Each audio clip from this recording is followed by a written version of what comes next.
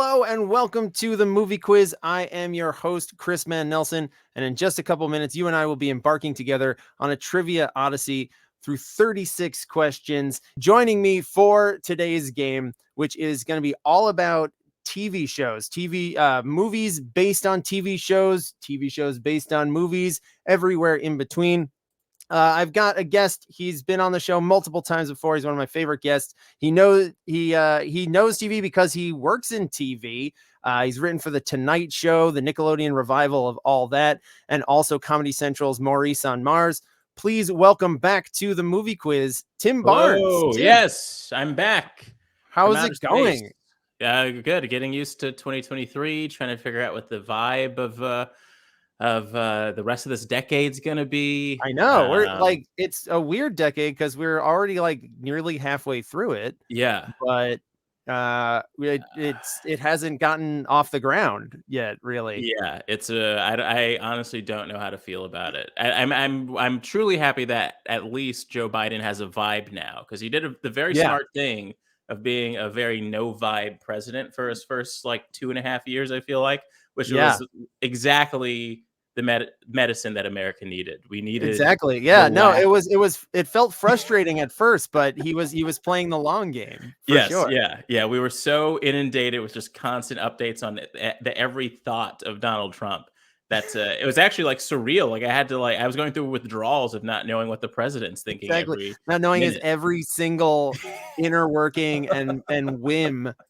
Yeah. So Tim, when I gave you the list of potential topics for this season, you went for the TV game. Yes. Is there a specific reason why you went for the TV game? There is a reason, and it was just based off of one nugget of information I gained last year that I had no idea of, and I don't know if this is going to come up in the quiz at all. Well, share it, and I'm saying this because I chose this, but I actually don't know how I'm gonna be at this game. But I chose this because I found out two things. One, that the Shaft movie franchise is based off of a book series written by a white guy from Ohio. Wow. Who also wrote The French Connection, I think. And two, oh my God.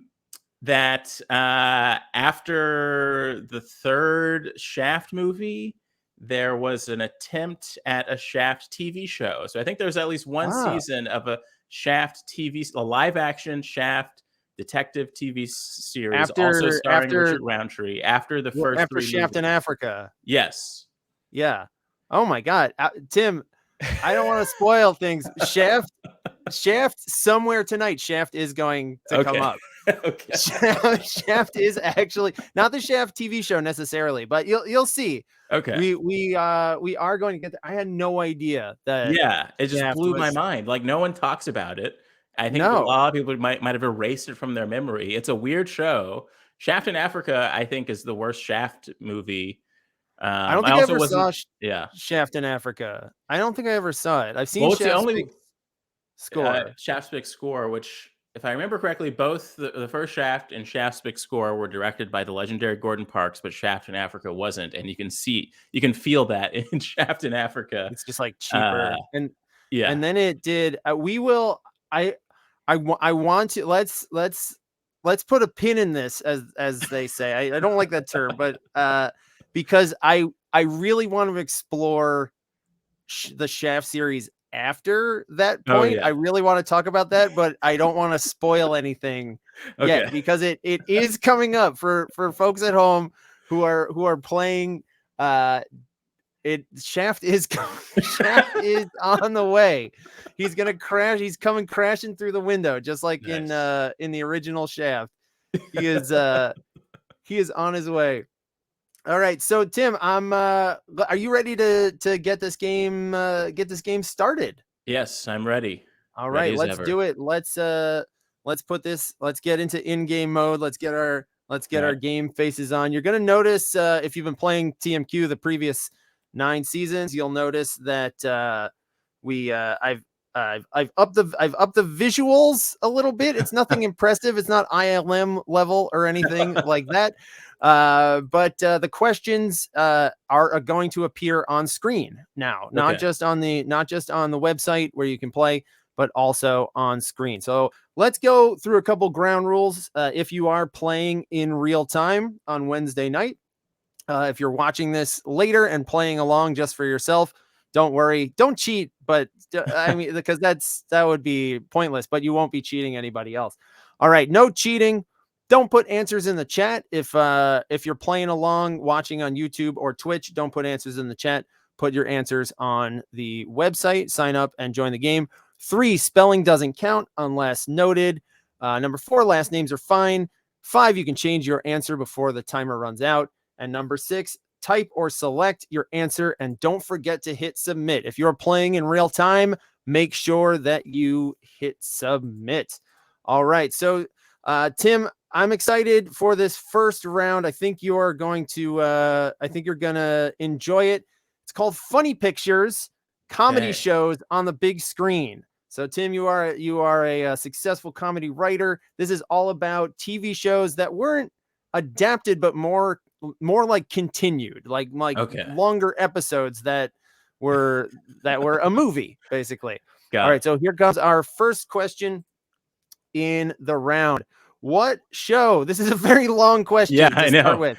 It's a fucking paragraph. It's a paragraph. What show yielded 3 feature films in the 2000s? One about a British man making members of parliament uncomfortable, another a Kazakh reporter making Americans uncomfortable, and lastly, a gay Austrian fashionista also making Americans uncomfortable. So I'm looking for the name of the TV show here. And I should wait before I answer? Yeah, wait before you answer. I'm going to so here in the recording and in real time, if you're playing in real time, we're going to start a 15-second timer now. So after, I want to make sure, and this is the 3rd episode of the season after a live stream and another pre-record, but this is actually our first pre-record. We're doing the first pre-record. So if it feels bumpy, it's because I'm reinventing the wheel. Tim is being patient as I reinvent the wheel here for pre-recording. All right, Tim, what do you have an answer? The Ali G show? It is the Ali G show. The Ali G I didn't say duh. I didn't say duh. You didn't say duh. So I'm a real stickler for the exact articles. He made. Have you ever seen the Ali G movie? I haven't. No, and I've only seen clips of the Ali G show. But it's great. Ali G, the show was great. I mean, it's 20 years ago, so I don't, but I love the show. The Ali G movie, like Bruno and Borat are basically the same thing. It's just he goes it actually 4 movies. It's 4 movies because there was a Borat too. Oh yeah. That's right. But the Ali G movie is like it's a narrative movie, and it just doesn't work to have him like doing like having actual using scenes. A script. Exactly. Yeah. All right, here we go. Question number 2. All of these animated comedy shows have released theatrical films except for which one? So I'm looking for the odd one out here. All of them but one have had feature films released in theaters: Bob's Burgers, South Park, Family Guy, and The Simpsons. So I'm looking for the outlier here. Yeah, I already got it. Not to brag, but I already know what the answer is here. I want to start nice and nice and gently here. What would I know you know it, Tim, but what did you say? Family Guy. It is Family Guy. It is Family Guy. You see, you got Bob's Burgers movie, Simpsons movie, South Park movie. I'm kind of surprised. Some straight to video movies, right? Or like the they've done like those Star Wars ones, like Blue Harvest and they've done. That's why I made sure to distinguish theatrical, because I'm surprised. But it would be great if they had. I know, right? Like if they just had a really poetic. It's not even funny. If they just like straight up made a high profile dramatic, just a beautiful like a Merchant Ivory picture made by Seth MacFarlane. Yeah. Where they're just where it's just, but it's like they still do like the quick references and cutaways, but they're all very somber and Yes. meaningful. All right, here we go. Question number 3. Name the lieutenant played by Leslie Nielsen who moved from the short-lived series Police Squad to a trilogy of successful Naked Gun films. So I'm looking for the name of the character. I'm going to say last name is necessary. I'll say last name is necessary for this one. Name the lieutenant played by Leslie Nielsen who moved from the short-lived series Police Squad to a trilogy of successful Naked Gun films. This is that sort of specificity I'm not good at.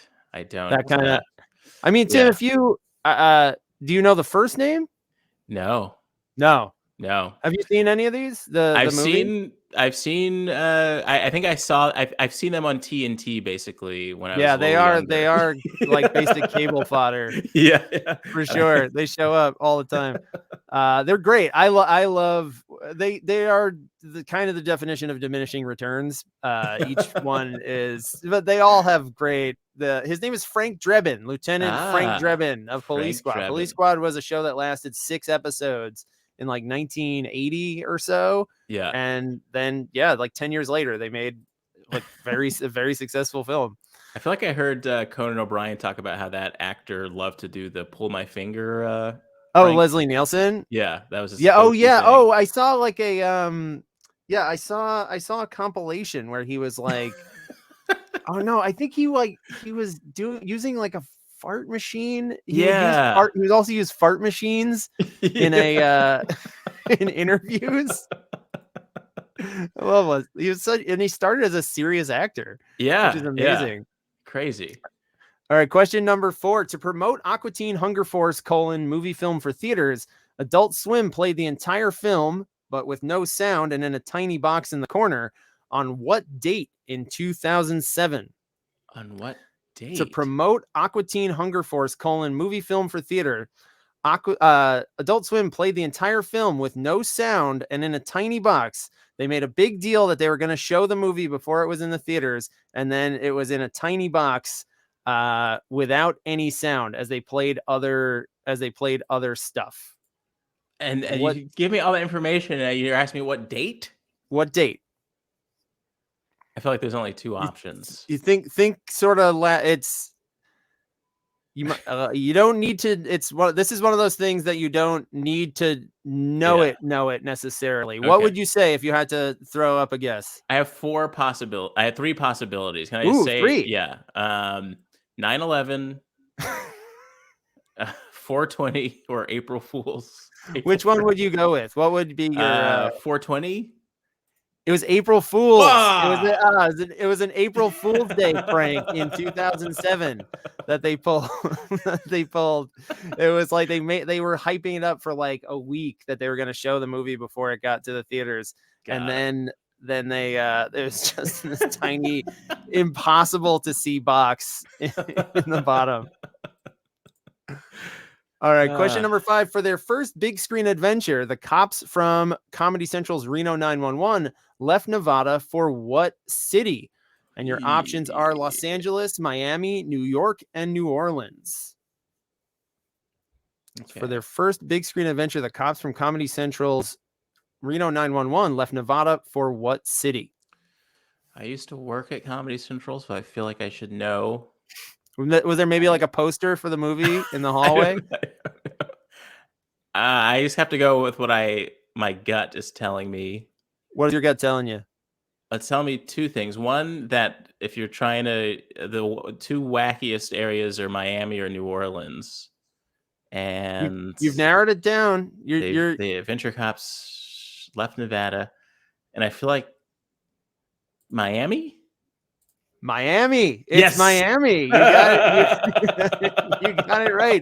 Reno 911 Miami was the movie. Then they made like a Paramount Plus original. Yeah. That I don't think got a theatrical like last year, I think. Yeah. I feel like I haven't seen much chatter about it for some reason. QAnon, I think, was it was like a QAnon related like joke. They were like none of them it wasn't like a pro Reno 911 didn't suddenly like fall down just like go the 8chan rabbit hole. Yeah.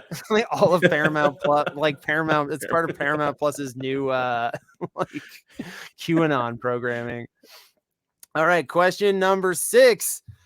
Kids comedy film Good Burger, starring SNL lifer Kenan Thompson, was based on a sketch that originated on what Nickelodeon show? Now, what if I didn't know the answer to this? That would be You have to that, question everything about my career. that would not be great.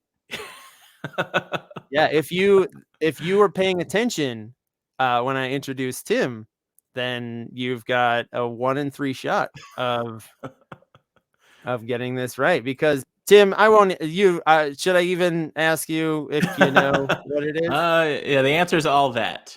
It is All That. There's Yeah, Keenan and Kel, great movie. and yeah, A All That. really cinematic film in a lot of ways, and lots of twists and turns. Great insights on capitalism. It's just like, you got Good Burger, small family-run operation. You got Mondo Mhm. Burger opening up next to it, Yeah. and surprise cameo by George Clinton. That's my favorite thing. And Oh my god. when I was He writing at that revival, the head writers were Kevin Coppolo and Heath Seifert, and they both basically created the Good Burger sketch, and they wrote this movie. And all I did was ask them questions about and it's so funny. It's like, how did we get George? I think someone said like George Clinton would want to do it, and so he wrote it. But for me, I saw that movie at the Magic Johnson Theater in South Central in Oh Crenshaw, wow. California. And so it was just like, I'm telling you, 90s Nickelodeon was just so Oh my black god. and multicultural. I legitimately believe there's a direct through line between 90s Nickelodeon and Barack Obama being elected president. Yeah, I mean, if like kids coming of age, right in time Yeah. for the '08 election.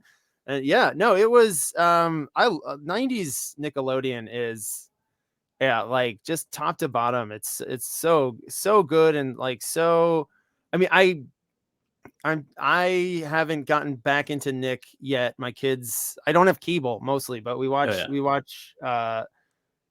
watch some stuff on Nickelodeon. But I mean, what I've always loved about Nick was like the anarchic spirit too. Yes. It was like just weird. They were willing to be Pure sometimes too chaos. weird. Yes, But yeah, definitely. they would just go for it. It was like all those like Nickelodeon and MTV in the 90s were like two sides of the same coin. It's like Yeah. evidenced by the fact that Ren and Stimpy started on Nickelodeon and went to Yeah. MTV. Well, that's just Like, beautiful, Viacom Paramount yeah, synergy. that's the Viacom magic. Yeah. But I All think right, at the here. time they weren't connected, but they got the same uh, advertising team or whatever marketing team that came with the MTV stuff. Also did the Yeah, Nickelodeon stuff. So you're absolutely right. it's amazing. It's so good. All right, here we go. Question number 7. 4 years after a short revival season, these two absolutely fabulous characters hit the big screen in 2016. So I'm looking for the character Ye- names, and each one is worth. Oh, I don't want just me. There's Tim. So I have to my admit, giant yeah, my I giant don't I face don't there. okay. What's yeah, there we got there a half point each Okay. for these two characters. I uh I don't know what absolutely fabulous is. Is that embarrassing? It I is. You'll there's an image for the answer reveal. So you'll Okay. probably like if you watched enough Comedy Central in like the Okay. 90s and 2000s, you probably saw like commercials for this and went, what? It was a British show. It was a British show. It originated on the BBC, but ran a lot on Comedy Central. Their names are Adina and Patsy. I don't know if they look familiar at A little all bit. to you, Yeah. Tim, but yeah, Comedy Central has made adapted a lot of movies. Yeah. Like they've adapted a good chunk of their library. So yeah, it's Adina and Patsy in that order, left to right there for F. All right, and your last question, your final question of round 1, question number 8. Which late night host co-created, co-wrote, co-starred in the Comedy Central show Strangers with Candy, as well as its 2005 big screen follow-up? And your options are Stephen Colbert, Samantha Bee, Conan O'Brien, or Jon Stewart. Which one of these late night hosts co-created, co-wrote, and co-starred in Strangers with Candy?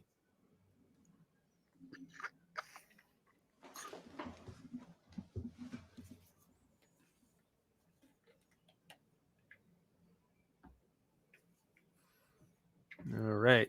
Time is up. Tim, do you know this one? Oh, yeah. Stephen Colbert. It is. And, it is Stephen Colbert. It is Colbert. There he is, looking like a child. Yeah. It's a very surreal show to watch these days because it feels like it was made in another dimension somehow. It really is it's so odd. It has its own like strange cadence to it that no other show has.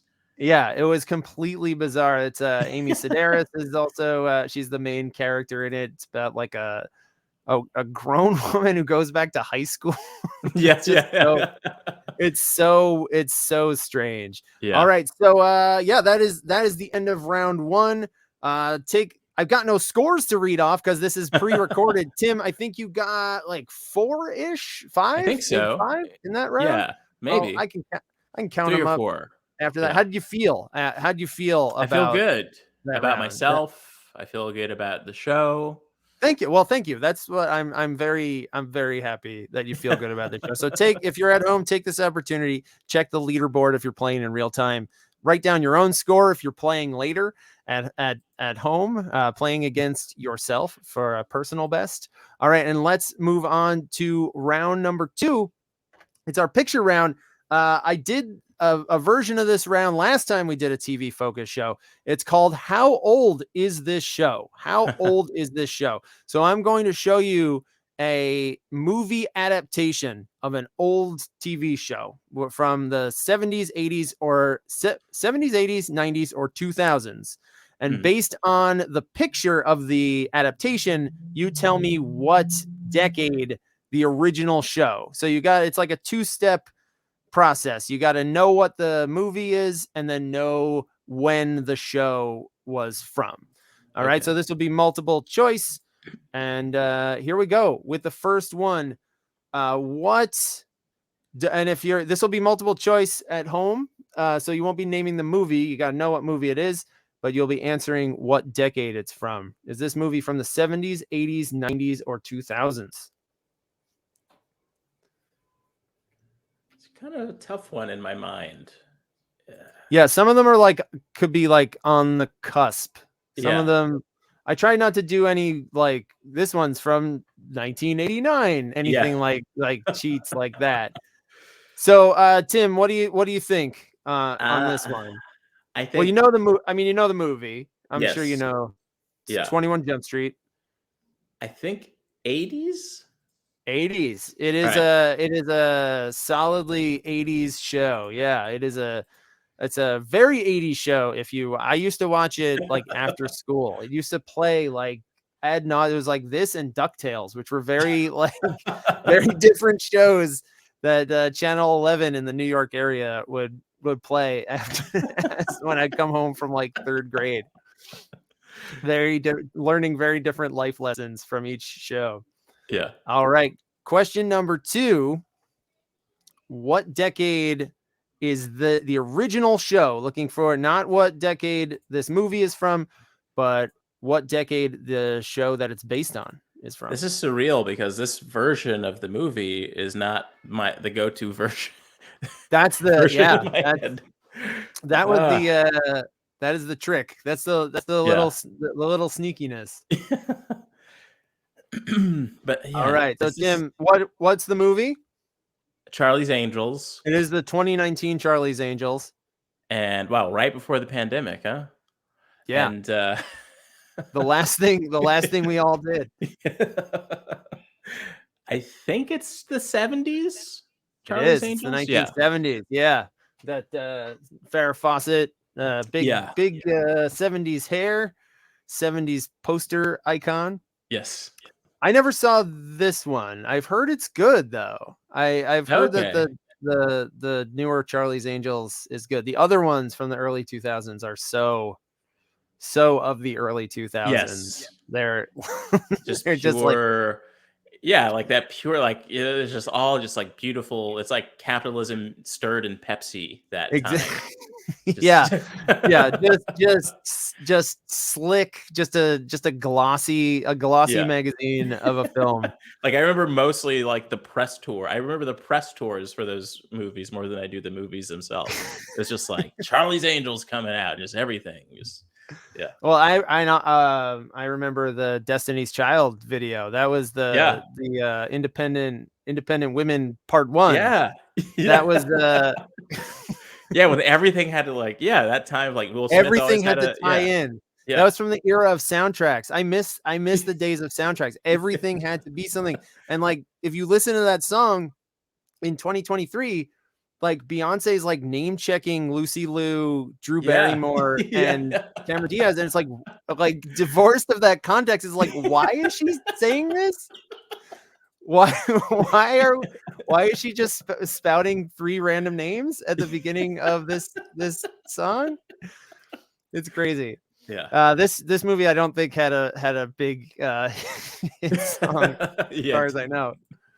All right, Uh-oh. here's your third one. I just saw Knock at the Cabin, by the way, and I really liked it. I Oh think M. yeah? Night Shyamalan's back. I want to see it. Yeah, it's pretty good. I didn't see Old. Old is Um, fine. I think this is Avatar, It's not the not Avatar not or the the Last James Airbender Cameron, is The the Last film. Airbender. Yes. Yeah. I So when is believe Avatar what did you say, Tim? it must have been the 2000s, the show, right? It is, yeah. Yeah. It's like '05, I think. Okay. Somewhere in that ballpark. Yeah. So that's our first 2000s movie of tonight's game. All right, here comes question number 4. I love this movie. I actually haven't seen it in years, but this was a fun movie for me to watch as a kid. Like this was It's nuts. I used to yeah. watch the show. Well, I guess Same. that might I used to watch like reruns of it. that might give. I mean, if you know how old I am, that kind of gives it away a little bit, I guess. Although show could be from any time. Yeah, I was watching reruns of it. This is one of those shows that was like always the exact same show every time, just with like one ingredient changed. Yeah. But I always loved it. Great, one of the greatest theme songs just The of best all theme song. time. I still get this anywhere. theme song stuck in my head. And I have since. Tim, when is it from? Would you guess? The 80s? It is. It's an 80s. Yeah. It's like an early 80s show. Yeah. But it ran for years on Yeah. Nick. Another Nickelodeon. Yes. I don't know if it was I don't think it was a Nickelodeon original, but that's where I used to watch it. I think me too. Yeah. What it must have originated on one of those like it might have been like, first run syndication. I don't know. Like I think yeah, it's like I'm gonna go on a deep dive on it because I also want to know who created it. It's one of those weird things. It's such a unique weird idea. It's the weirdest show. It's like it's got like a dog who's like my favorite kind of anthropomorphic dog who's like he can stand and think and like stand bipedally, but he can't speak. But as a kid, I used to have like this real sense of injustice. The fact that Penny and Brain would solve the cases every time, and Gadget would get he'd get the credit. Oh, that just pissed me off as a child. Like, because I was a little kid. I couldn't I was like, that's not fair. That's really just not fair at all for him to get the credit. What all a right. time. Here comes your next question. It's also what surreal. is the I movie? forgot. Think about what's the movie, and then think about when the show is from. I forgot about this. Yeah. Did this do well? I don't think this did well. I can't imagine this did well. So it's in such a weird time but I guess it's been happening. Like this is proving this thing has been happening for a long time. The adaptation Yeah, this adaptation, but yeah, it's it's I think they were just trying to coast on The Rock being in it, and yeah. just like oh man, The Rock is a whole other subject for me, because like Yeah. he's just been phoning it in for so long.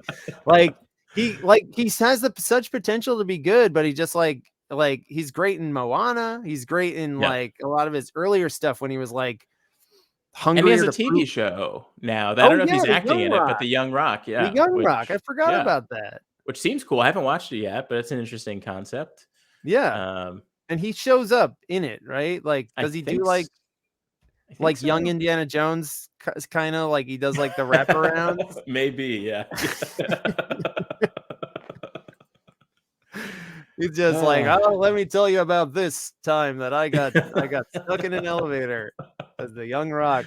All right, so yeah. this is Baywatch, of course. Tim, what do you think? When is Baywatch, I believe, was a very 90s TV show. incredibly 90s show, a Yes. very, very 90s show. Yeah. That yeah, then again, and two also like this, like taking something so of its time and adapting it in 2016 or whenever this came out. Yeah. It's like it doesn't work. Like sometimes the only way to do that is like the Brady Bunch route, where like Yeah. you kind of shit on it a little bit, or like Starsky and Hutch, Yeah. where you lovingly rip on it. But maybe that's what this did. I Much like the rest of America, I did not see Baywatch Yeah, I haven't seen it. the movie. It's also like, what's wrong with like setting the movie in the new version in the time that the original came Yeah, out? do Like it then. that's what I Yeah, keep no, feeling that's about the Superman franchise. I think it doesn't work in the modern day context, but if you set it in the 50s or whatever, you I got yourself. agree. Oh, Tim, one of my all-time one of my like dream films that will never exist. Although maybe now, because DC is just doing kind of whatever, which I respect. Yeah. The quality varies, but like that, I like that they're not slavish to continuity. They're just like, yeah, there's a Joker movie, and Yeah, then yeah. there's this, and um, but I would love to see like late 40s, early 50s, black and white film noir Batman Oh, detective yeah. story. I Yes. would love to. Like I once read about. I don't know if it's apocryphal or a real thing, but I once read about Orson Welles was going to make a Batman movie like Oh, in the wow. 30s or 40s, Uh, and he had like this like he had his stable of Mercury Theater players like as the Rogues Gallery, like Joseph Cotton as the Joker maybe. And it yeah. was just like, oh shit, I want to live in the dimension where that happened. Man, I want to see that shit. Yeah. Amazing. I mean, it is crazy how long we've been with these characters. Like It's it's like approaching 100 years. yeah, It's over 80 years, almost 85 years. It's yeah, crazy. It's yeah. like a very elderly person's lifetime. Yeah, yeah. Like, wow, that's if someone lives to 85, you say, well, they got up there. That's where Batman and Superman are. All right, so here's question number 6. Um, Tell me what this is another weird Yeah, this is I another have not weird seen one that this. I forgot about. Also 2019, I think. Wow. So yeah, Yeah, every movie that came out in 2019 is so interesting in retrospect. I Like, know. We were just like hurtling towards oblivion while yeah. these And yeah, things but were. it was like such a blooming time in a weird way, because like I remember like everyone in the industry was talking about Quibi, and everyone was pitching ideas to Oh yeah. Quibi, and Quibi was going to be, and then Quibi actually made sense in my mind, Yeah. and it came out at this time where it was like impossible for Quibi to work. I often wonder what Quibi would be like had the pandemic never taken place, If it but yeah, if it well, have you seen did you watch Party Down when it was on? Have you seen I did. I haven't the seen the new revi- one though. Yeah, the revival? I don't want to spoil it, but uh there's a great reveal in it. I don't think it's actually really spoiling it. It's that the whole first episode takes place in like you don't know it, but it takes place in March of 2020, and so like everyone's like feeling optimistic, and then it's at the very end you find like there's a report on in the bar about like the first cases. So like it's like, oh, that's really interesting. That'll open up this season. All right, so what is this weird adaptation, Tim? This is Dora the Explorer. Yep, that they made her like a grown-up in it. Yes. And it's a very expressive monkey on her shoulder. And did this show come out? This is a 2000s cartoon. It is. It's a 2000s. It is. This one's kind of on the cusp. I think it might be 2000 or 01, but it was definitely in the 21st century. Nice. And yeah, that I don't know why. What a choice to make it like a grown up. I don't know. It might be a comedy based on. I was looking it up, like looking at like the writers on it, but like I don't know. It's a interesting way to approach something that's not very old. It's only about 20 years old when they made it, like, and beloved, and it's weird for like a very different audience too. Yeah. Oh wow, this movie. Yeah, this movie is what I believe it is. This is yeah, this is another this is a rogues gallery of just very weird, very weird TV adaptations. I also think that gun is bizarre. The dangling thing. I don't know what that is, and what purpose that would serve in the front. I guess it's just to hold, like an extra. Yeah. Just very phallic. It's just a pricing gun. She's just working at Walmart. All right. Do you know what the movie is, Tim? Aeon Flux. It is Aeon Flux, which is a cartoon that I believe came out in the 90s. It is. It's part of that weird 90s MTV that I was talking about before. It was part of Liquid Television originally, which was where Beavis and Butthead originated, and all kinds of just weird, trippy stuff. Was it on Oddities? There was also a show called MTV Oddities, which was man, they would just do the weirdest shit, and it was fun. I love that. All right, so yeah, but this is Aeon Flux is from the 1990s, incredibly 90s, and here comes your last one of round two. Wow, yeah. I haven't seen this one either, but this some kind of forgotten stuff in this round. Yeah.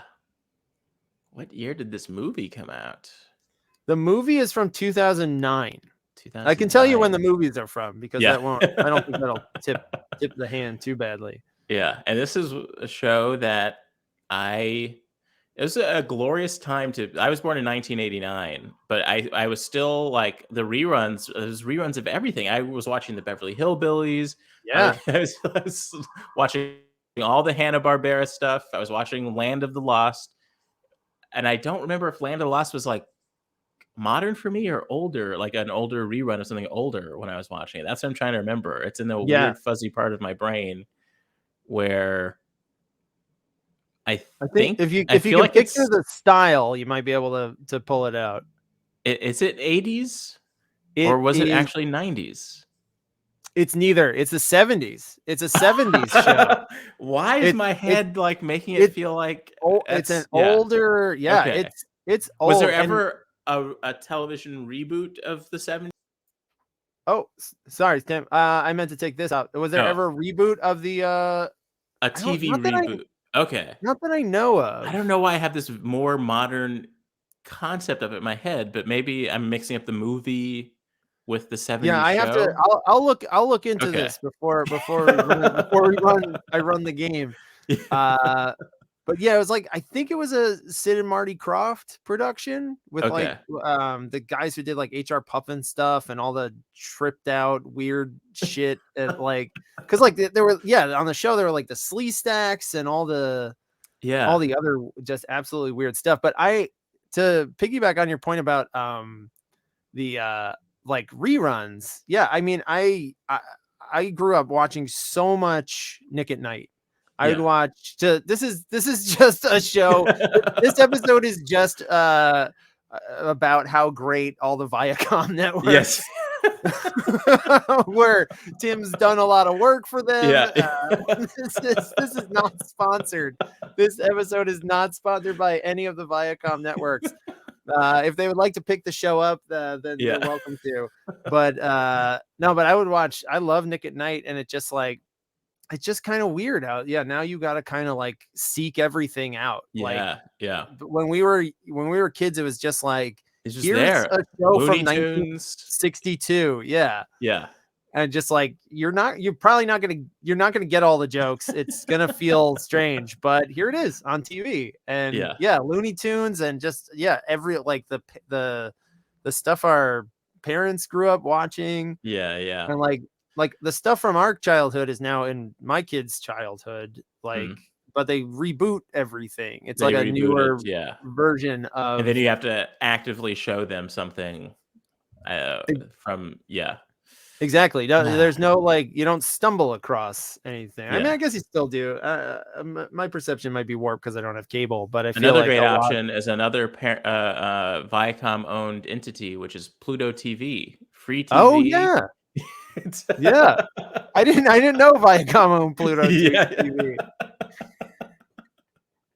Oh my god, Viacom, just absolutely kings and queens of the entertainment landscape here on. This should just be called the Viacom quiz. That's a great old school kind of sounding show, though. The Viacom presents the movie quiz. Viacom presents the Viacom movie quiz show. I like it. With your host. All right, so before we tally up, have everybody look at their scores and everything, let's do the lightning round. It's a quick way to get 4 points. I'm going to ask you a single question that has 4 answers, and you get points for any of them that you get right. They do have to be in order for this one if you're playing along at home. You do have, so type number 1, put in the first field, number 2 in the second, and so on. But you don't have to get all of them to get points. Any one of them that you get right, you will get points.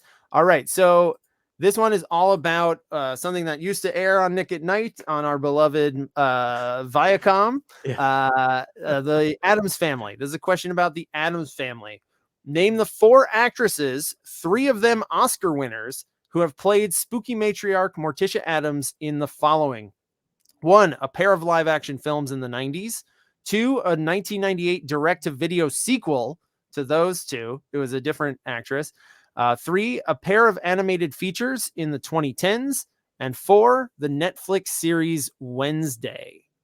So I'm going to give Tim and everybody else at home a little bit of time before I start that timer. Bad with names. I'm not going to be able to do this. I'm bad with names. It's tough. You can probably picture, you can see I can see them. All these women. I mean, the animated one you can't see, I guess. But and if you haven't watched Netflix is not owned by Viacom, so not yet. Therefore inferior. Give everybody a little bit of time before starting the 15-second timer. And here we go.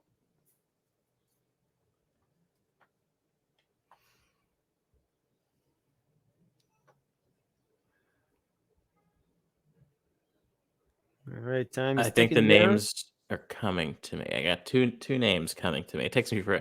I think we know too many people as humans now. Yeah, so it's all the names. No, that's the thing. I know these people's names. I'm good with the names of people I don't know personally.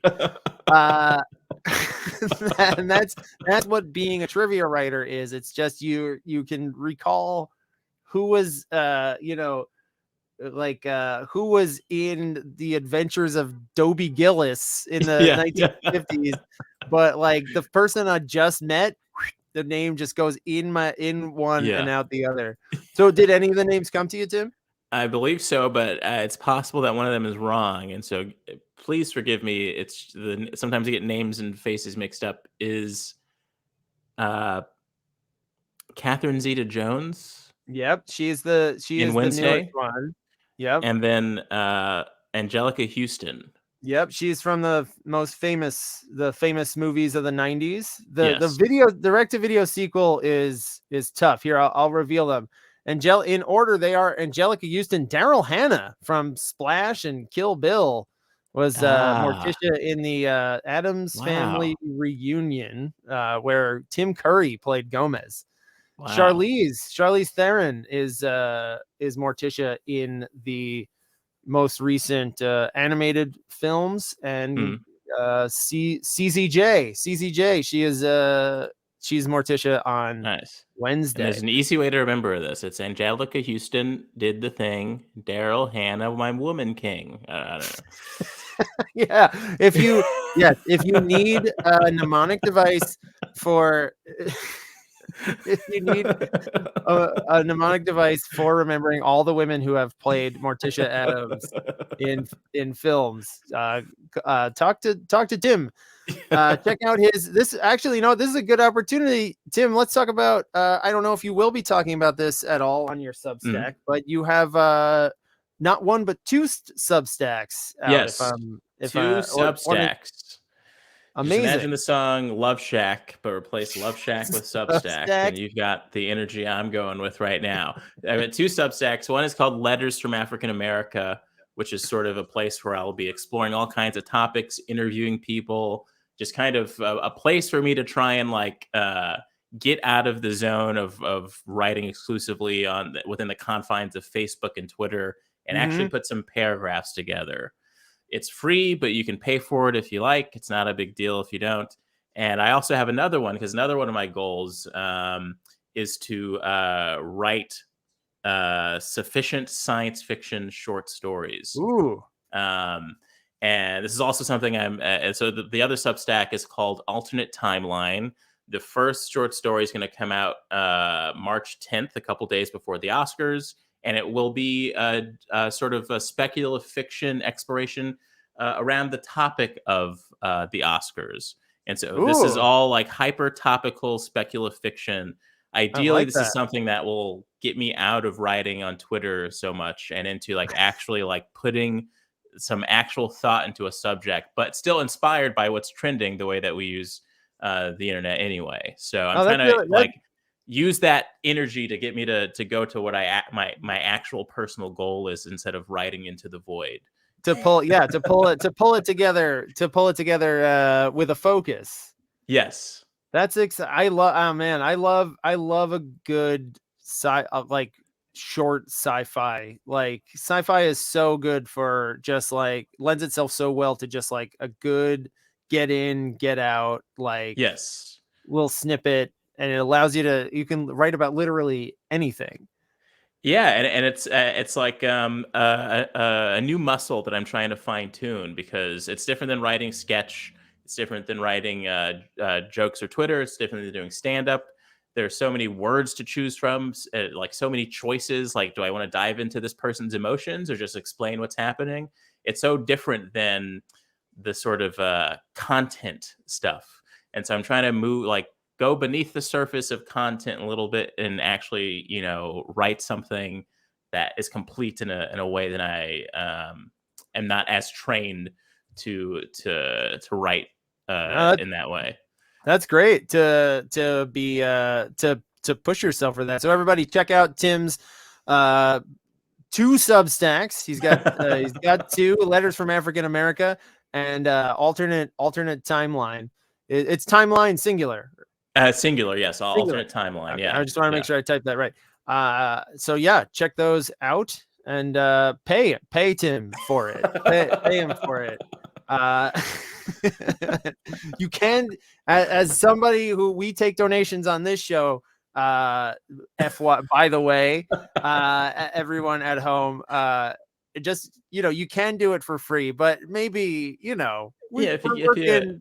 Guys like me and Tim, we're working to give you this content. All right, Tim. So are you? Let's dive into our third round. As always, it's our puzzle round, the beloved and behated puzzle round. It today on our TV game. It's called Scrambled TV Signals. So and this round is we've talked about movies made out of TV shows. For this one, we're going the opposite way. The subject matter here is all movies that got turned into TV shows, successful TV shows, not just like, yeah, there was like they tried to make Ferris Bueller into a show and Or it sucked Shaft. and ran. Or Shaft. Yeah, it's not the Shaft. This is not where Shaft shows up in the game, everybody, because this is about successful TV shows that came out of movies. And I'm going to give you clues. And within them will be the name of either the show or the movie or both if they're the same, scrambled up like an anagram. So you just unscramble it, use the clue. There's no trickery here. The clues that I wrote are actual truth and trivia about these movies and shows. Maybe phrased a little oddly to make the anagram work, but all real stuff. All right, so here we go with our first inner puzzle round. If wealthy visitors in this HBO update of a 1973 Michael Crichton film forego the frontier for feudal Japan, they could end up with a samurai sword welt. Sword welt, the purple letters there. Those are that's what you need to unscramble, and it is the name of both the movie and the TV show. I didn't know that. I actually found this out that Michael Crichton wrote and directed the movie version of this. I'm having a tough time with this one. I don't think I'm familiar with this at all. It might be, Or it might be tough. So, and also I should point out that it, even though that's 2 words, the clue is 2 words. It could be 1 word. It could be, it's gonna be split up, in all kinds of different ways. So the Frontier, Crichton, HBO, it's Westworld. What? Westworld is I absolutely am familiar with that. I wasn't putting Westworld anything is together. your I knew the answer. word I was looking at. I knew the word world was in there, but I could not figure Couldn't out. get that. Yeah, it's Yeah. hard to do it. It's hard to do it on the fly. All right. Here comes question number 2. Though the initial movie version of Joss Whedon's horror comedy was iffy, the revamp sure ably conveyed the tone he was originally going for, lasting 7 seasons. Oh yeah. Also, I think because I've mentioned Joss Whedon, I think I Yeah. gotta do this, right?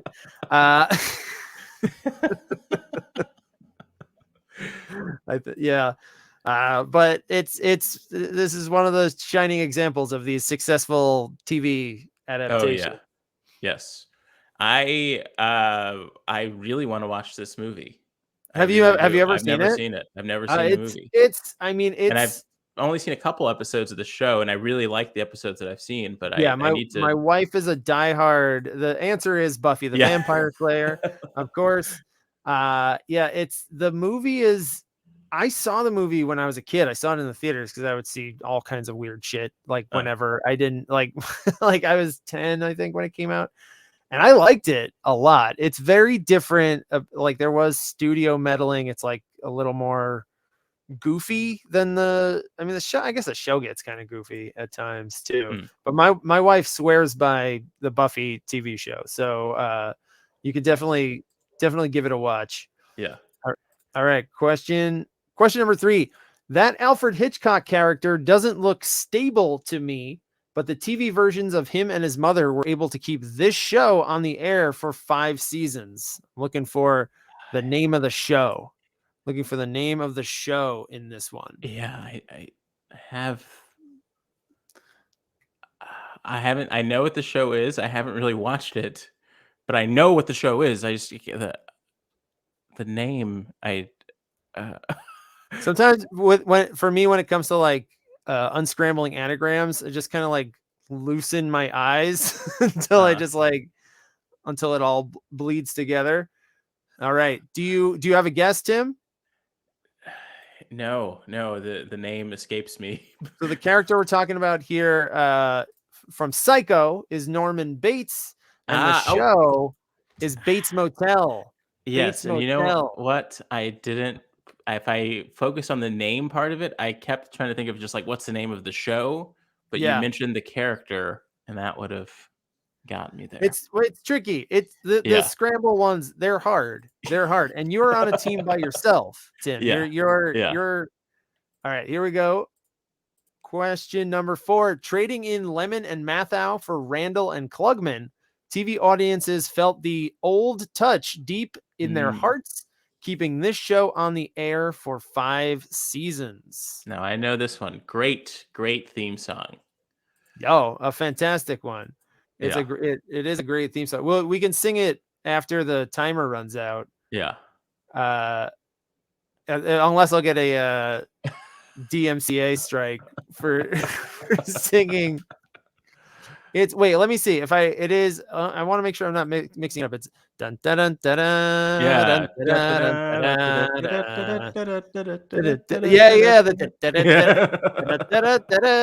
It's the Odd Couple. Yeah. It's the Odd Couple. The old touch deep is Yeah. anagrams into the Odd Couple. Question number 5. It's 1986. 2 animation studios, both ruthless, see great potential in making a paranormal kids cartoon with similar names, but only the Genuine show, based on a 1984 comedy smash film, succeeds, lasting 7 seasons. This is wordy and strange. I apologize, but it is true. There were 2 of these shows made with incredibly similar titles, because one owned the rights to the name first before the hit movie was made. The anagram here is of the TV show. Genuine is your clue there. They threw in a synonym for genuine in this one. I think I know what this is, but this information It's weird. is like revolutionary. This was the most awkward one to write too, because what is your guess, Tim? Ghostbusters? Yes, it's the real Ghostbusters. I will accept Ghostbusters for that. Yeah, but there was a the reason the show, the one with Egon and Peter and Ray and Winston was called the real Ghostbusters is because there was a film studio called Filmation that made a show in the 70s called Ghostbusters, a live action show. And then when Ghostbusters was a massive hit in the 80s, Filmation was like, "Oh, we own the name Ghostbusters also. So they're going to make a Ghostbusters cartoon. So we're going to make a Ghostbusters cartoon where it's like an ape. It's like a gorilla and like 2 bumbling British guys who catch ghosts with not proton packs, but like butterfly nets, if I remember." And so like the other one, they were like, "Okay, you want to do that? We're going to call our show The Real Ghostbusters." Wow. That's why it's called The Real Ghostbusters. Amazing. All right. Question number 6. This is another awkwardly phrased one. I apologize. Number 6. Hey, everyone. I heard a sitcom Ellen Burstyn did not appear in based on this 1974 dramedy film she made with Martin Scorsese, kept serving up food in Mel's Diner for a whopping 9 seasons. So for this one, I'm looking for the name of the movie, and the TV show are slightly different. They're not exactly the same. So I'm looking for the name of the movie, which is much longer. Wait, so you're saying a Scorsese movie turned into a 9-season TV show? Yes, a 9-season. This is one of the weirder ones on here for sure. It's like, but it was a big hit. They made big changes to this movie. It's one of his the answer of course is Taxi Driver. No, it's so the movie is Alice Doesn't Live Here Anymore, which was turned into Alice, which I don't know. We were talking about Nick and Mike before. Yeah, Alice, the show Alice, which like with Kiss My Grits and all that goofy shit. That was based on a Martin Scorsese movie from the mid-70s. It was like a second movie, and yeah, it's crazy. Wait, did he make money off of it? Did he write? He must have. Yeah, I think I didn't read that, but he must have made have made some kind of like Yeah, creative imagine fee. yeah, and if you were watching on Nick at Night, all that residual money must have funded so much cocaine for Scorsese. It must have. And zero Marvel movies. Yeah. Zero Marvel movie tickets. But yeah, it's so weird. And like the cook, Mel, Vic Tayback is like the one cast member who was in both, but it's like a Wow. completely different. It's such a sillier So show weird. than And it's, movie. I think about that catchphase, "Kiss my grits," at least once a day. It's like one Yeah, of my it's stuck. favorites. Like Yeah. you might like people might not even know where it's from, but yeah, Yeah. it's from a Martin Scorsese movie about a woman whose husband dies and she starts over new in Arizona.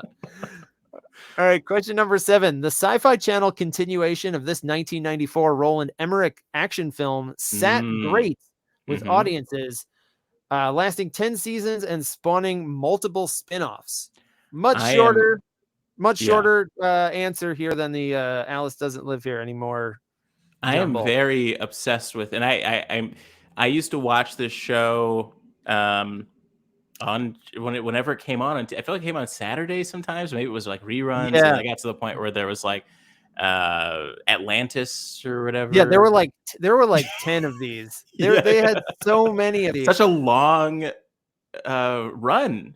It was yeah, I think it was like 2002 to like 2018 or something. There was some kind of the answer is of course it's Stargate. Stargate. Stargate is the 1994 movie And and that I first think movie is like insane. It's just so it's weird so that it crazy. exists. It's just so weird that the whole thing exists. And Everything then about it's such an unlikely juggernaut property that yes. like Yeah, yeah, and I feel like when it so the first TV version was, like, originally on, like, Showtime or something, and then was like, the actual history of it, like, it was like a cable show that was, like, syndicated on, like, Fox or something, and then it went to and s Sci-Fi Channel? and then it went to Sci-Fi, but the cable version had a lot of nudity and stuff that they and the people who created it, they never liked that part of it, so they always had 2 cuts of it anyway. It's, Wow. like, very Whoa, I weird. had no Like, I that I really did did a not deep dive know. on Stargate because I was like, "What is this show?" And there's so like and, what's his face, who plays Aquaman? I don't know, I'm not remember his name right now. Momoa? Momoa started off on Stargate Atlantis. Oh, really? I didn't Yeah. there yeah, Stargate is a whole yeah, because there was Stargate. And I ca speaking of how bad I am with names, like a very legendary comedian, I don't know why I'm not remembering his name. A very legendary comedian, his son is basically the person who ran Stargate. Really? Yeah, The showrunner? yeah, the showrunner, and the name escapes me, but and he actually made a cameo in it, but, like, Stargate is, like, well worth going down the rabbit hole about. It's No, like wow, I did not remember it being on Showtime. I'll have to put a note I'll put a yeah. note in when this airs that it's oh my god. Oh, is it, wait. Was it Showtime? I don't It was remember. Showtime, yeah. Which also owned by Viacom CBS, Showtime. Hey, there it is. There it is. They undefeated. Undefeated. Oh my god. Let's see what other Viacom gems come up in in this last question. Sitcom legend Carol O'Connor took creative control of this TV continuation of 1967's Best Picture winner and had the faith to then heighten the film's themes of racial and social issues. So it was this one. I was reading it was a continuation, but the show is from like the 80s, so I don't see how Yeah, that could possibly make sense. I think it was unless more of a reboot, yeah, like the film's plot, like the backstory. I think was implied in the TV version, but yeah. this show lasted like 9 years. I Oh, remember yeah. I would always see. I think it was on NBC. I want to I think say. so. Yeah, this is one of my, oh, I don't know if you wanna show it now or not. Oh yeah, let's. Uh, It's In the Heat of the Night. In the Heat of the Night is the a with great theme yeah. song. Oh yeah, In the I would always heat. in the heat of the night. I never really watched In the Heat of the Night, but that theme song, Yeah. man, it was This always like a was like, car going over a railroad yeah. track. It was always like, I yeah. I it was can't explain the specific nostalgia I have for In the Heat of the Night because I cannot say I've actually sat down and watched a full episode, but I've me always heard neither. it in the background because my Yeah, grandpa it was would watch. always This was like like his, yeah. it was always for me. It was always like because like my family would watch stuff on NBC like L.A. Law and Mhm. Cheers and like the Thursday night stuff, and so like it was always like this like In the Heat of the Night was not on. It was not a Thursday night show. It was like a might have even been like a Sunday night show Mhm. on NBC. But it was always like coming up this Monday on In the Heat of the Night, and then you just they always have this In the Heat of the Yeah, Night, like yeah. always. It's like a type of television that I think had to exist in order for America to stay a single country, you know? In order for the US to stay united. I Yeah, can't explain it, but it's like, this show is necessary. The movie yeah. was necessary, and the show was necessary Yeah, in very like, for. and there, it was interesting too. Because I don't have aside from those like network bumpers. I don't really remember the show, but like specifically. But apparently, like Carol O'Connor, who's Archie Bunker, Yeah. he played I guess the Rod Steiger character. I Mhm. think, and he's like the racist cop, and but he was dissatisfied with the showrunners in the first season. He wanted to do more. Like the reason I wrote that clue that way is he wanted to take control and make it like dig deeper on Mm. like racial and social issues. He's like, this show is not cutting it. And he just took creative control and was in the writer's room under a Wow. pseudonym. Wow. Like, yeah, it's That's like amazing. really, Yeah. really weird. But it's just like, It what just, it's one of those shows where it's like, if you want to make sure that an old white guy and an old black guy in a bar don't, feel it's something about just like that show being on the TV in a dive bar. yeah, It's just I can't it, explain it, but it, it's like it yeah, feels no, like it's the, cigarettes, and it feels like some good soul food, and it feels like the gritty earth of America. It's the glue. It's the glue. It's Yeah, the and it's also just everybody can love that theme song too. yeah, You don't like everybody, no matter what your background is, you yeah, gotta. I'm gonna have to listen to that theme song after yeah, this. yeah. Because I don't know if I'm actually like I've had it in my I have had this song like, but just those like 2 seconds. Yeah, So I don't yeah, know if it's gotten like warped or it's accurate. yeah. Yeah, I gotta. I don't know if it's probably streaming somewhere. Also, Probably Matlock is a show that I don't know the last time you watched Matlock. I love Matlock, but it's like this like interesting like black whiteness and white blackness about it, where it's like Matlock is really. like. No, I see. I never got into Matt. Like I can't with I Andy can't Griffith. explain Really? it, but it's just like very like, and maybe it's because my black grandpa watches so much of it, but there's like a lot of black characters in it, and it's just like I can't. It's what has kept America together. I Yeah. can't explain why, but it just Because is. it's also like these shows are also just kind of like they're soothing. They're just kind of always there. Yeah. They've always been there. There's a million episodes of all of them. I had to So go. I yeah, had to actually research this because I used to. Speaking of like reruns as a kid, I used to watch so much Andy Griffith Show, and I really. loved the Andy Griffith Show. But I think about it now, and I was like, wait a minute, wait a minute. Where did this take place? When did it take place? Was this supposed to take place in the time period in which the show was actually made? And the show actually never tells you when it takes place. It takes place in a Oh. magical It's just concept. like a Yeah, bubble it's universe. like it could be a Twilight. It could be within the Twilight Zone of the Andy Griffith Show, if you really think about it. Because it's not like anyone's listening to like Chuck Berry or anything in the Andy No, Griffith Show. It's yeah, it's timeless.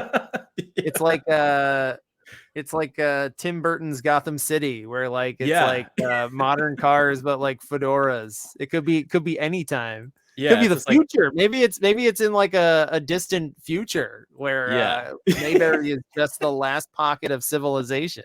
it could be on Mars. It could be. It could be. Oh man, that would be great if there was like a big reveal at Yeah. the Andy Griffith Show special edition. I also loved. I guess I wish I was a comic at a different time because I have so many Andy Griffith Show bits. But the fact, the song, another great theme song, just some whistling, and then the voiceover goes, "The Andy Griffith Show, starring Andy Griffith."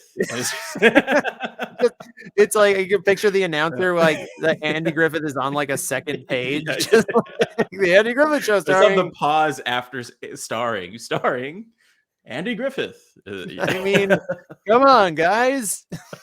you could have surmised that. Yeah. All right, let's hop into round 4. This is your double points round, and it's called home/theater. Home theater. So the way this round is going to work, each question is worth upwards of 2 points, and I am going to give you 2 or 3 shows that were created or co-created by somebody, and I'm also going to describe a feature film that they wrote. So these are people who are mostly known for creating TV shows, but they have some feature film credits. And so for 1 point, you name the person, and for the second point, name the movie that they wrote or co-wrote that I am talking about. All right, so here we go. Question number 1 in your double points round. This person, we're starting off easy. We've already actually talked about this. This person created Family Guy, American Dad, The Orville, and wrote this film about a foul-mouthed teddy bear. So starting off simple to just get you used to the concept here. You got yellow on yellow. That's not a good look there. That's not have to revise that. It's legible though. Now it's red. Now it's red on. That's good. Yeah. That's much better. Getting serious when it's red. Yeah. I'm sticking down. So I got the answer. Seth MacFarlane, Ted. Seth MacFarlane and Ted. Seth MacFarlane and Ted are your answers.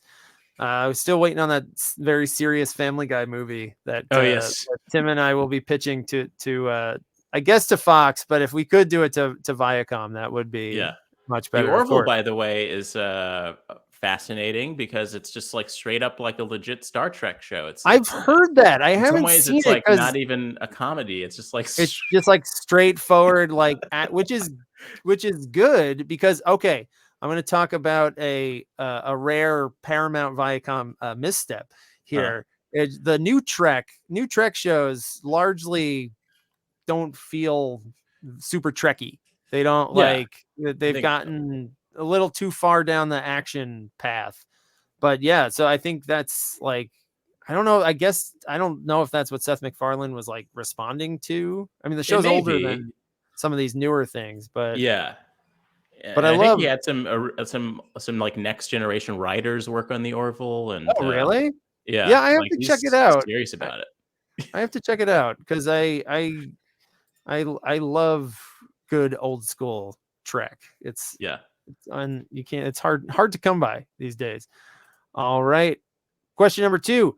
This person created Crashing, Fleabag, and Killing Eve, and had a writing co-credit on this Daniel Craig Bond film. This is not the Crashing with Pete Holmes, by the way. Different show with the same title. What a show! What a show! The Pete Holmes Crashing. Yeah. That was just sort of stumbling into success, that character in certain scenes. She's like, I ran into Sarah Silverman and now I'm living with her. Yeah. some of those leaps in success I don't know if those are true to Pete Holmes' life, but I was like, really? That's a big jump for this, for this guy.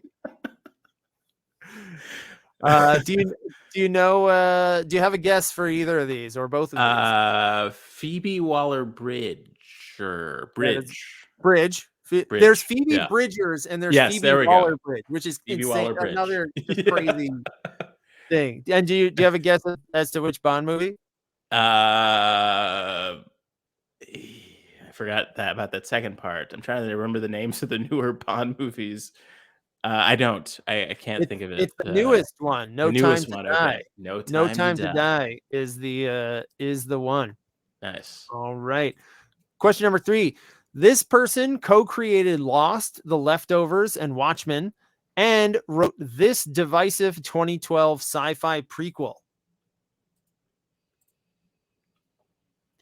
This person 2012. co-created Lost, The Leftovers, and Watchmen, and wrote this divisive 2012 sci-fi prequel.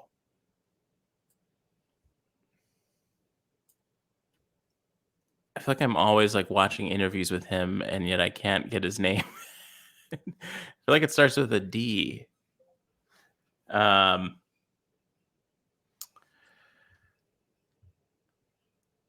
right. It does start with a D. His first name does start with a D. Do you have? You probably know the movie, though. You know the movie. I'm trying to. It's not. It can't be Star Trek, right? He was involved with Star.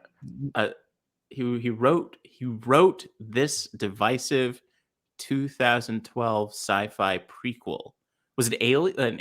One of the Prometheus? Prometheus. Yeah, It's Damon Lindelof. Damon. Yes, there we go. Who wrote Prometheus?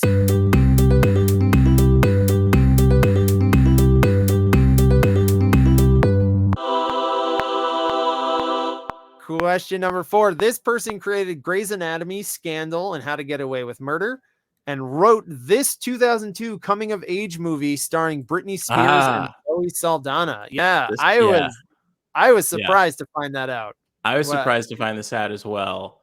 And it's one of those things. It's like M. Night Shyamalan writing Stuart Little, one of those like little weird. That's right, he did.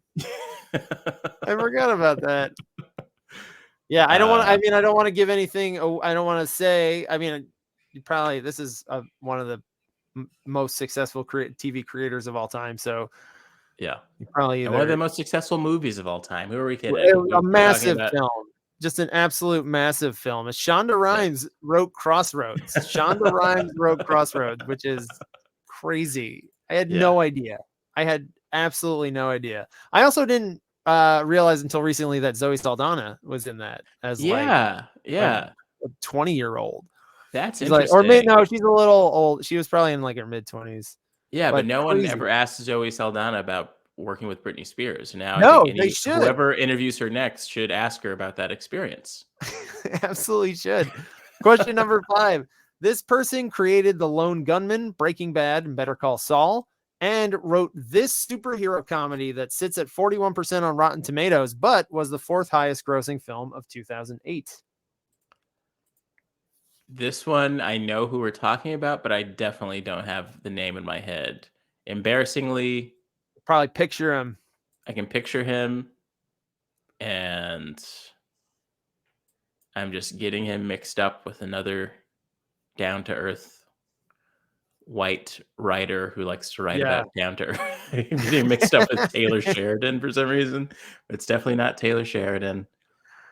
I don't know what the superhero movie is. I'm very curious. So it's Vince Gilligan, and there we go. He wrote Hancock. Whoa. Another surprise for me in the research of this game. He's the sole credited writer for Hancock. That is very interesting. Yeah, I had no clue. No clue. Dude, I mean, I guess it kind of makes sense. Yeah. It's like a more like the dark side of Hancock, man. That movie, that's like half a really solid movie, and then it gets into like the mythology, and it's from a different era of movies too. It's weird to think about, but it really is. I mean, 2008. You think that's recent, but that's 15 years ago now, and it's just like, it's from a weird middle period, like that weird still in like the post 9/11. Like we're not totally sure what we're doing with action movies, kind of thing. And still in a time where seeing like a cutout of an upcoming movie in a movie theater was like the prime reason that I knew about a movie. Like it was still like what's that? Yeah. seems so ancient these days. Let's go to this. What's this giant cutout of a this serious terrible website? You got to go to like a terrible website to find out what the movie's about. I miss it though. It felt like an adventure. These days, No, it I all know. just comes up to you. I totally miss discovering Yeah. things. Everything is just kind of talked about all the time now. Yeah. All right. Question number 6. This person created Blackish, Mixedish, Grownish, and wrote Here we go. sequel to a blaxploitation film from 1971 and third in the series with the exact same title. Yeah. Which is that's just an insane approach to a film series. Yeah. Like, okay, then this is okay. I don't want to say I don't want to say it. If you've been paying attention to the game so far, you probably figured it out. But you might not know the person who created these shows and also wrote. Have both answers. This We're talking movie. about All right. Kenya Barris and Shaft. Was it just called Shaft? It was just called Shaft. Okay. Called Shaft. So, yeah. This is where so this is where I want to get into about Shaft of the 21st century, because there's a lot to unpack. So like there's Shaft 1, 2, and 3 in the 70s, and then in 2000 they do like it's one of the first soft reboots, really. Because it's I like this reboot. I think did Antoine Fuqua directed it, or was it, I think it's, or it might have been John Singleton. Oh, maybe John Singleton. I think it might have been John Singleton. Yeah, hang on, I'll look that up. But yeah, it's like they're like, okay, who's like the epitome of like who could be Shaft, who could be like cool? Sam Jackson. Of course, that makes Sam Jackson 20 years ago especially makes total sense. They make him his nephew. Richard Roundtree's in it. It's like in the continuity, but it's starting over. Christian Bale is the villain in Shaft 2000. So they just call it Shaft. They go the Halloween Scream route. And that movie does fine. And then 20 years later, 20 full years later, and it's sort of a wacky comedy. They turned it into a comedy, and they also made him. He was not John Shaft's son in the movie from 2000, and they retconned him to be his son. I don't know why. That is very strange. Ask Kenya Barris, I guess. I remember feeling a disconnect when I saw that newest version, and that's exactly what it was. Like I remember it was like a little bit of a step removed in that first Sam Jackson Shaft movie. Also, like the tone is so strange. The like tone is strange. Because he's funny. Like Sam Jackson is like I saw the 2000 the soft reboot when it came out. And I was like, oh, this is fun. I like this. It's like he quips, I guess, but it's not a comedy. And then it's just like in the new one, he's got like a bumbling uncool son. And that's my biggest complaint with it. And I just want to say that I have a lot of respect for Kenya Barris. Of course. I think that he's gotten out of this sort of it's almost like a trope of his where it's a bumbling idiot millennial black kid, and that frustrates me because when I watch it, because it's like this content isn't made for the millennial black kid watching it. It's like an older black person constantly making fun of the younger person, and the younger person never has any sort of agency about it. It's just, it's like a very specific. It's just dunking on the younger. The younger. But Kenya Barris isn't. How old is he? I don't know his age, but it was like the one sort of gripe that I had about the experience of watching Grownish. And I love like Grownish. It's a great show, very funny, but it's a certain, I guess it brings out my angsty teenage self when I watch it. And I was a little frustrated watching that Shaft movie, having that same feeling of like, what? Sure. Like it was just a movie of Shaft making fun of, It was just a strange. It's not even a judgment on the film itself, but just like the approach is like so left field, and like why now? why are we making this movie now? Like this like 2005 maybe that you could like do another and just calling it Shaft, just being the and third just movie in the yeah, series to just yeah. be Shaft is If it had is a wild. yeah. Just No. like Shaft Returns, just anything. Yeah, Shaft Family Reunion, Shaft, Yeah, yeah, exactly. uh Shaft, like what was the Big Mama's house? Was like father likes that was the other one Yeah, that's but a that's trope in also what makes it so weird, on top of everything we're saying, is the fact that comedies generally don't do well as films that come yeah. out in theaters anymore. So with the Shaft property to say, "You know what? Let's make this a comedy I movie know that you comes out still in Sam theaters." Jackson's still a viable action star, even though he's Yeah. like 70, like he's Nick Fury and like he's still kicking ass. Like just do Shaft. Let Yeah, Shaft be make Shaft. a Shaft movie. Make a Shaft I don't movie. Yeah. turn to Jerry Seinfeld. If you're gonna do Let Shaft, do Shaft be Shaft. Shaft. I came to see a Shaft movie.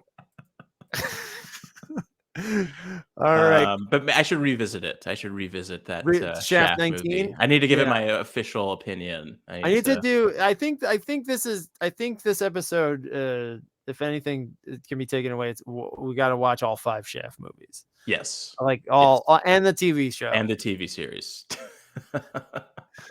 All right, here comes question number 7. This person created Beavis and Butthead, King of the Hill, Silicon Valley, and wrote this 2009 comedy about a beleaguered owner of a food additive factory played by Jason Bateman. I went for this person's. I went since it's towards the end of the game. I went for his probably least known film. He's made much more famous films than this one. Food additive factory. Oh yeah. I actually jumped to the conclusion as to what movie you're talking about, but now I I don't He's know made, what I think, 3 movies. I don't know what this movie is. This one, well, that's what I put this. I wanted this one to be a half of a layup, half of a half Yeah, court you shot. did a great job. I was literally gonna say like, "Oh, the movie that everyone knows," but now Yeah, no, it's Mike Judge. Maybe obviously, I don't want to presume, but for everybody playing at home. But Extract was his kind of forgotten movie. He made Office Space, he made Idiocracy, yeah. and then Extract as well, which was Interesting. I remember Ben Affleck's in it. It's Hmm. okay. All right. And your final regular question of the game. This person created The Twilight Zone and Night Gallery and wrote the screenplay for this 1960s sci-fi classic that spawned 8 follow-ups over 5 decades. Interesting. Not necessarily sequels. I'll tell you 8 follow-ups, not Follow-ups. necessarily 8 sequels. 1960s sci-fi film. Weird. I have no leads on what this is. Yeah, this one will be, I think, probably another one of those pleasant surprises. Okay. We're talking Like, oh, about I didn't know that. So yeah. do you know the TV creator? Yes, Rod Serling, Rod which a lot of Serling? people assume there's a T in there, but there No, isn't. yeah, I know it's not. That's a kind of a pet peeve of mine. Yeah. It's not Rod Sterling, it's Serling. Yeah. And he wrote the screenplay for Planet of the Apes. Rod Serling. And Wow. if you think about it, it adds up because it's Yeah. like it's a sci-fi story with like a social undercurrent. He's Yeah. got something he wants to say, and it has a big twist at the Why end. isn't that one of the top things people say with his name? I mean, he's so synonymous with the Twilight Zone, but I know. yeah. No, Planet of the Apes is yeah, it's like it's a big Twilight Zone episode. And it's Damn. pretty awesome. Yeah. It functions really well as Now, that. was it All his right. idea, do you think? Or did what you know what I No, mean? it's Like not. It's okay. based on a French novel. It's called Okay, okay. Pierre Boulle. Pierre Okay. Boulle or Boulet is who I also gotta read this wrote French novel. That's also what else did information he I write? never Oh, he wrote something else famous. Oh, Bridge on the River Kwai. Pierre Ah, Boulle wrote wow. Boulet. Boulet is how you Okay. pronounce it. He wrote Planet of the Apes, but it's very different. Hmm. Serling, from what I understand, I haven't read the novel, but he changed it to be Earth. Apparently, I think the Oh. novel is closer in some ways to the Burton Marky Mark one. Yeah, where yeah. like it's a different planet.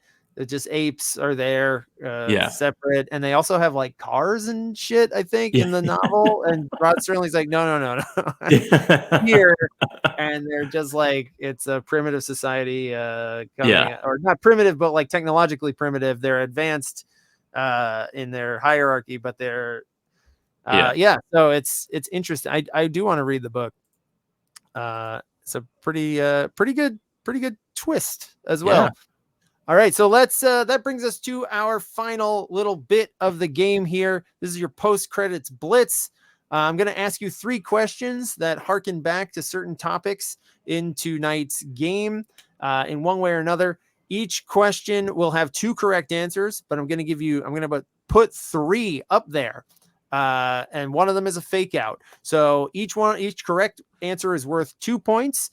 But if you pick the wrong one, if you're playing at home, if you click on the wrong one, it's going to wipe you out to 0. So if you know one for sure and you just want to pocket that point, pick the one, hit submit, and call it a day.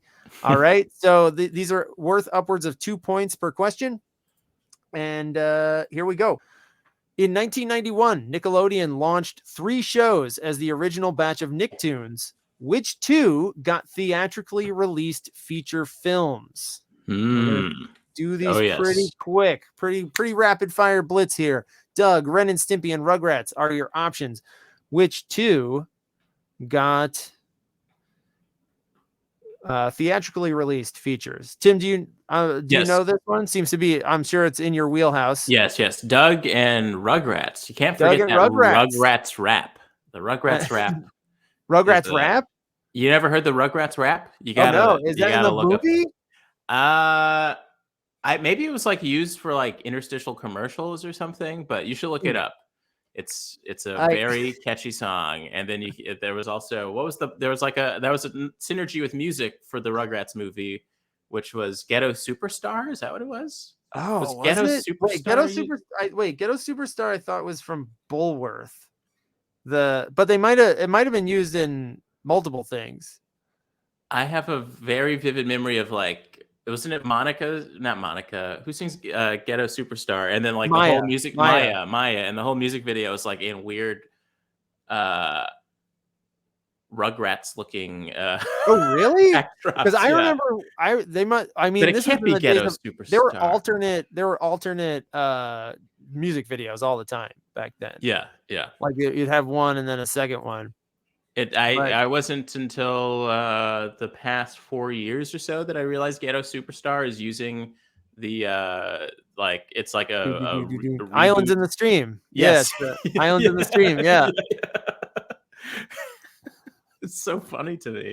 I know, but it's like sped up. It's like unrecognizable. Yeah. Although the melody is like is the same. All right, here comes your second blitz question. The directors behind what 2 film series made segments for the 1983 anthology film Twilight Zone the movie? So the directors who made these series also directed a segment. We talked about Twilight Zone just before with Rod Serling and movie adaptations. Your options are Mad Max, Gremlins, and The Godfather. This is kind of tough. I don't.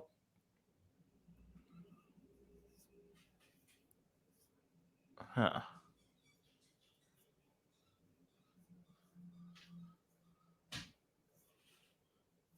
right. If you had to take a guess, Tim, what would you say? I would say Gremlins and Mad Max. It's Gremlins and Mad Max. George Miller and Joe Dante did. They did the Nightmare at 20,000 Feet remake and the. Joe Dante did the kid wishing people to the cornfield. It's a Good Life. Coppola did not. Coppola was not involved in the in Twilight Zone the movie. All right, and your very last question, your last question of tonight's game. Counting animated series, which 2 films have been adapted into a TV show more than once? So they've been one TV show and they've been another TV show. And your options are The Terminator, La Femme Nikita, and Teen Wolf. This was a bit tough too. There was a Terminator show, but I don't remember if there were two. Yeah, it is tricky. Yeah. I'm gonna say La Femme Nikita and Teen Wolf. Tim, you aced the blitz, my friend. You aced the blitz. I remember thinking that the La Femme Nikita TV shows are always odd every time. They were. There was the Yeah. 80s or I guess 90s one. Uh-huh. La Femme Nikita also was remade with an American movie version. And then Yes. there was a Maggie Q. Maggie Q did a Nikita in like I don't know, 2016 or something, pretty recent. Yeah. And the Teen Wolf was a cartoon in the 80s, and then the MTV Viacom. Yes. There was the Teen Wolf one on MTV. So there was only the very difficult to pronounce Sarah Connor Chronicles. Yeah. Sarah Chronicles. They should just call it the Sarah Chronicles. The Sarah Chronicles, yeah. Yeah. The Sarah Connor rolls. Yeah. Connor Curls. What it's not on the it's not on the air anymore. So it's it doesn't matter. All right. So Tim, thank you so much for being here today and playing today's game. Hope you had a good time. Oh yeah, this is so much fun. Thanks for having me, and I learned so much. Absolutely. And check out Tim's Substacks. What it was Letters from African America. Yes. And alternate timeline. Alternate timeline. All right. Yeah. So thank you so much, Tim. Thank you to everybody who's playing at home or if you are playing later. So thank you so much again to Tim. Thank you to Meredith and Peter, whose show airs before this one. Have a great week. Stay safe, and I will see you back for more Movie Quiz next Wednesday night or whenever you want to watch it. McClunky.